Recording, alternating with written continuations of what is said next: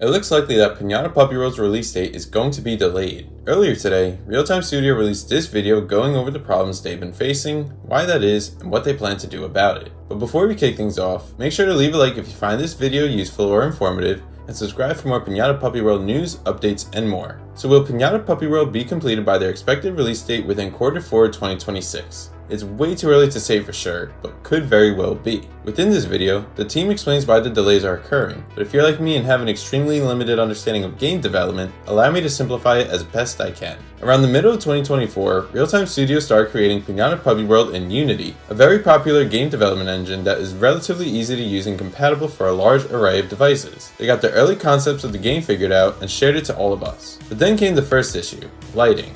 To get a game to look realistic, you're going to have to import realistic elements that make a world appear three-dimensional. Proper light sources, light reflections, and shadows are a big component of this. For Real-Time Studio, that meant every room, item, and object had to be designed as such, which can be very time-consuming. In game development, there's an ultra-realistic and a cheat way to get this objective done. Real-time lighting versus bake lighting. Real-time lighting means the lighting on a specific element works exactly how it would in the real world. A light source hits an object, then said object produces both a shadow and a rim light. The shadow occurs because the object creates a void in the light source's path and forms a shadow, whereas rim light, commonly referred to as backlight, occurs because the surface of an object partially reflects back the lighting so it stands out against the background. Without a doubt, real-time lighting looks amazing due to its ability of being able to interact with the environment. For example, if your character moves left, the angle of the light adjusts to match the motion. The downside of real-time lighting is that it can easily exhaust the device's overall performance if not properly optimized. A simpler solution to real-time lighting is bake lighting.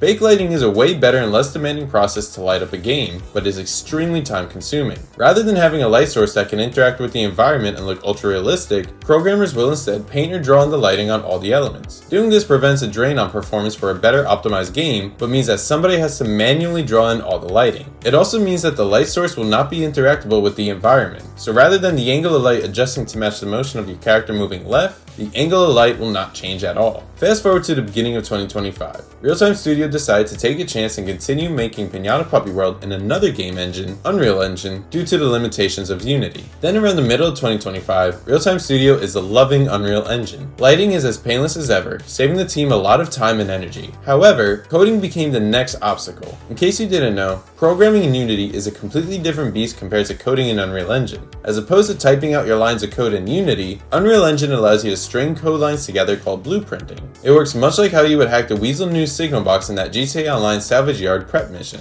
Another joy Real-Time Studio had while using Unreal Engine was its modeling system. They were easily able to import their Blender models into the game after first workshopping them in Minecraft. Yes, Minecraft. As a team, Real-Time Studio was able to go around and build most of the maps that were able to be implemented in the Piñata Puppy World game, and I gotta say, it was pretty genius to do that. Minecraft is a game famous for players designing the world in their image. Whatever you can imagine, you can find a way to create it in the game. And being relatively easy to use with little to no restrictions, designing maps or levels for a game is the smartest strategy that Real-Time Studio could have used, and may even be applied by other game studios going forward. But a fissure soon developed. Near the end of 2025, Real-Time Studio took a precaution and began mixing Unreal Engine's blueprinting coding with C++, aka line code. The reason for this was to not have the game's base code be completely dependent on running through Unreal Engine. Apparently, Unreal Engine's blueprint coding has been known to cause issues with speed and performance. Also, Real-Time Studio's programmers were more familiar with line coding in C++ through Unity and Godot, and thus felt it smarter to implement it as a sort of code-dependent backup. Unfortunately, it became a curse rather than a blessing. This would lead to the first delay in the Piñata Puppy World roadmap. Originally, we were supposed to get the gameplay showcase in Q3 of 2025 between the months of July and September. Instead, we got December of 2025. Not a terrible delay, but a delay nonetheless. After some time was spent for testing, Real-Time Studio had to better optimize their game again.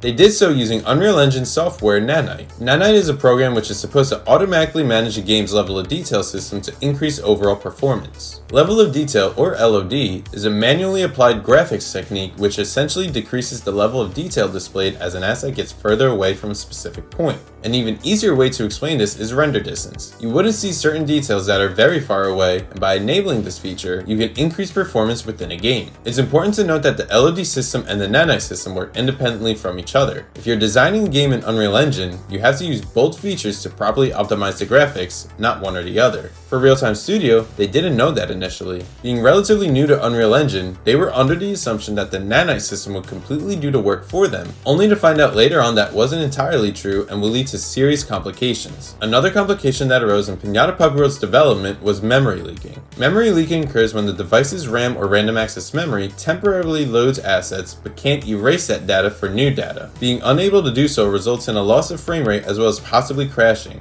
However, attempting to fix the issue was much easier said than done. Apparently, to fix a problem in Unreal Engine, you often have to solve it a completely different way than what makes sense normally, and developers tend to agree that this is very annoying. This technical nightmare ultimately led to a war between Real-Time Studio and Unreal Engine. It got to the point that Real-Time Studio had no other option but to restart the game's coding from scratch. Turns out, Unreal Engine isn't truly to blame, for that falls on Real-Time Studio. Like I mentioned before, the team had very little experience with Unreal Engine. They only considered using it because the features available were supposed to make game development easier than it was in Unity. The rookie mistakes they accidentally kept making became overwhelming and led them to stop making Piñata Puppy World in Unreal Engine and consider other alternatives. That wouldn't be a bad decision because Real-Time Studio's programmers had a deep knowledge of another game engine, Godot. With Piñata Puppy World on hold, Real-Time Studio was now left to make a choice. Is it smart to use a game engine like Unreal Engine that, although is challenging to learn, can make game development easier, or would it be wiser to utilize a game engine like Godot that the game's programmers are already familiar with? For right now, they are undecided about which option to choose and are actively seeking guidance and assistance to make that educated decision. So to the question on everyone's minds, is Piñata Puppy World going to be delayed, and if so, for how long? Honestly, I don't know. Real-Time Studio has got a lot to figure out if they want to meet their 2026 Q4 deadline, but I believe they could get it done.